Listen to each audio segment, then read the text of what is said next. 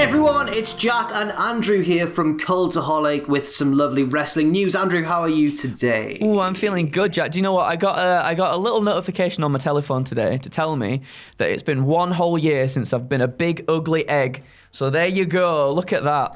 Has it been a year, really? Wow. It's been a year, yeah. Honestly, this past... Oh, man. It's been such a horrible year. Not because of that. Not because of that at all. No, in fact, I saw somebody say that you looked like a young Justin Timberlake on social media the other day. They were tripping on acid, you were probably. wearing quite an NSYNC hat. And you had the beard going. Yeah, you were looking like Justin. A he. That's not what he does he? That's Michael Jackson.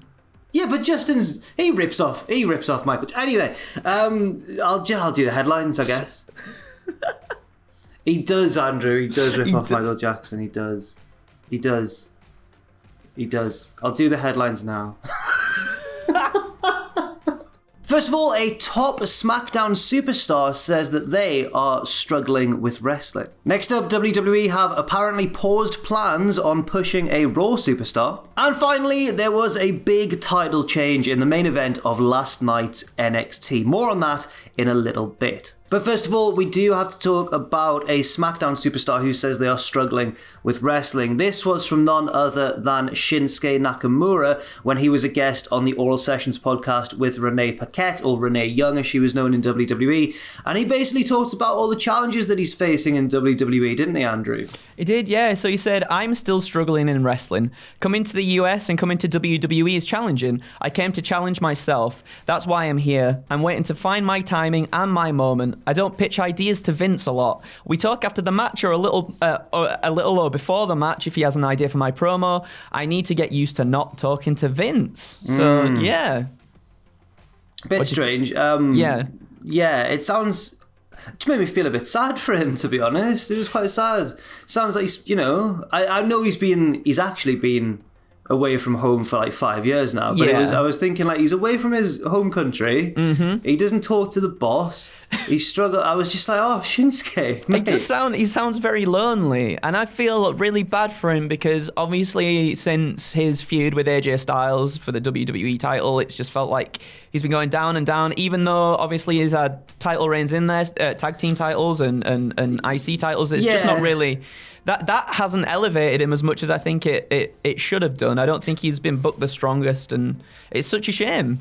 Yeah, well, his mid-card title reigns for me were really like his US title reign especially felt like they gave him the belt and then he would never really appear on TV or he'd defend it on pre-shows. Yeah. They never really tried to build anything towards him, and it really does show because I know often wrestlers say that you've got to pitch loads of ideas to get something across or to get your foot in the door. Other wrestlers kind of get ignored for doing that quite a lot, and they get released and they say, oh, I was pitching loads of ideas. But with Nakamura, he doesn't seem to think himself in a position where he can pitch a lot of ideas for Vince McMahon. I don't know whether that maybe is an issue with a language barrier because he's not that fluent, but he can speak English. So I don't really understand what's going on here. It's kind of sad. It is. I hope it's all right. It's very sad because he's the king of strong style. Like, he should be flourishing so much. He is such a charismatic person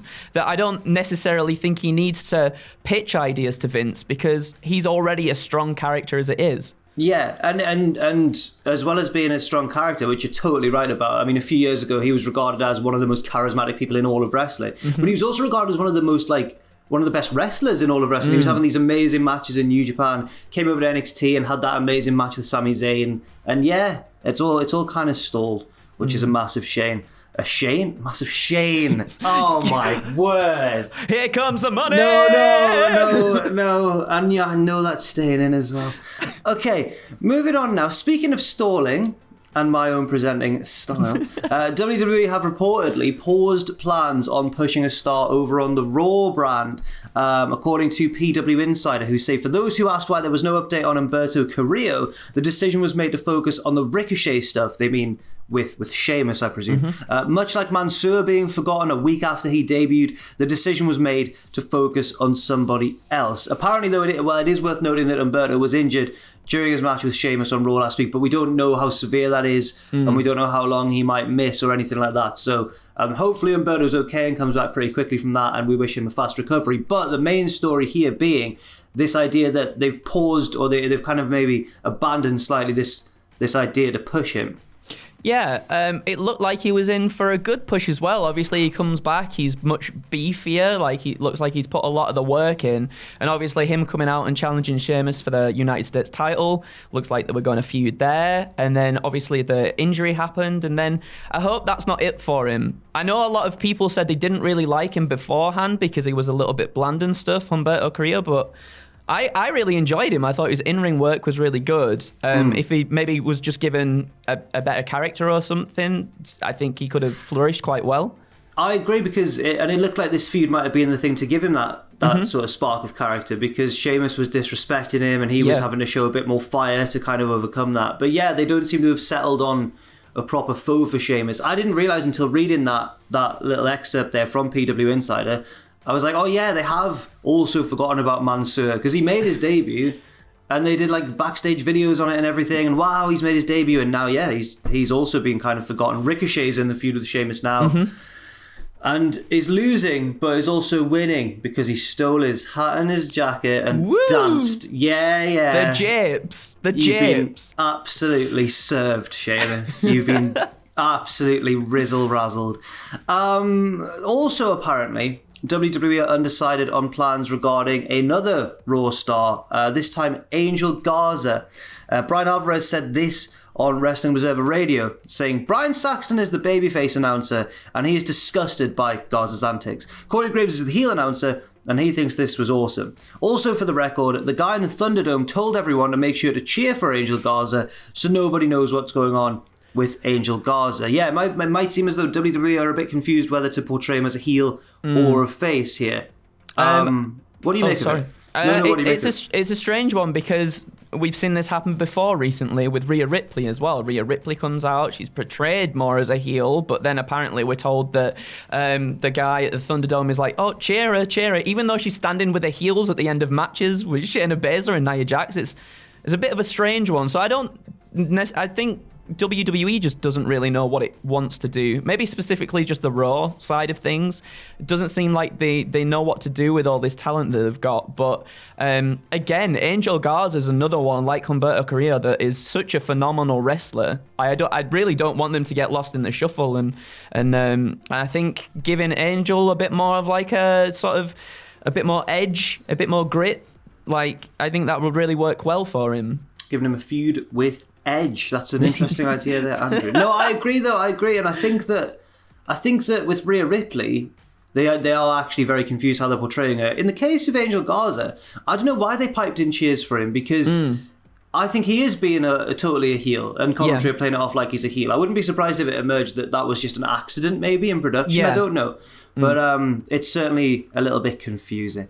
Also, we've got to talk a little bit about Andrade versus Omega, a bit of a dream match, an outside of WWE dream match that's been booked for Triple A's Triple Mania, on August 14th. The show, which will apparently have live fans in attendance, and it's going to be Kenny Omega defending his Triple A Mega Championship against Andrade. What do you think of this? Amazing. That's just a huge match for Andrade. Like, leaves WWE, and then there we go, straight in there with Kenny Omega, like Triple A Championship. That is an unbelievably good way to come back from something, isn't it? Like, you can't. I don't think you can ask for anything better, really. I think that's going to do a lot for Andrade as well. Well, I think he should win. I think that'll be a perfect story, but I don't know if they'll let him, because Omega's currently doing the whole belt collector thing. Yeah, but unless, well, maybe it's a little bit too early for Omega to start losing the belts, do you think? Do you think he needs to keep them for a little bit longer? Maybe. Although a few months down the line, though, it's not until August, so I suppose maybe they could do it. I think Andrade should win that match. Yeah, me too. I think it just makes sense. It makes sense for him, like, coming back, just have all the hype and stuff behind him, and just build him up as a massive star. Just batter a Canadian. Bronson Reed has won the NXT North American Championship in the main event of NXT last night, defeating Johnny Gargano with a bit of interference from the way as well, from Austin Theory specifically on the outside. But Bronson Reed overcame that and won the North American title. And a lot of people in WWE seem pretty happy for him. Damian Priest and Rhea Ripley reacting positively on social media. They were obviously in NXT as well. And he also brought his wife into the ring with him and thanked her as well as the fans. This was in a dark segment after the show had gone off the air. And it just seemed like a really nice feel-good moment.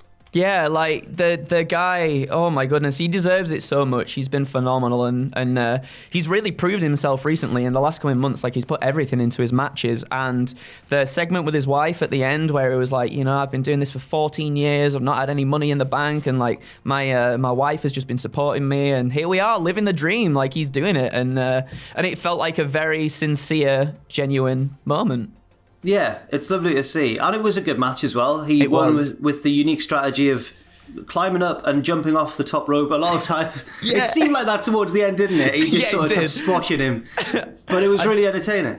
Thought he was going to like go straight to the top of the cage and do the woo tsunami splash. But he did a little bouncy before he did it this time. Like, he got some like bouncy castle action going and then went for it. I like how... At first, there was the chance of him jumping off the top of the cage, and then we were disappointed not to see that. But he made up for it by bouncing with bouncy action. Yeah. What more could you ask for? Thanks very much, everybody, for watching this video. Let me know your thoughts and opinions in the comment section down below. Andrew, have you got anything fun to... Oh, your Twitch streams are on a Monday. They are on a Monday, but I have something fun because it's your Twitch stream tonight. That's what it is. Tell the people. Tell the people, Jack. Myself and Owen will be at the helm of Cultaholic FC once again from 6 p.m.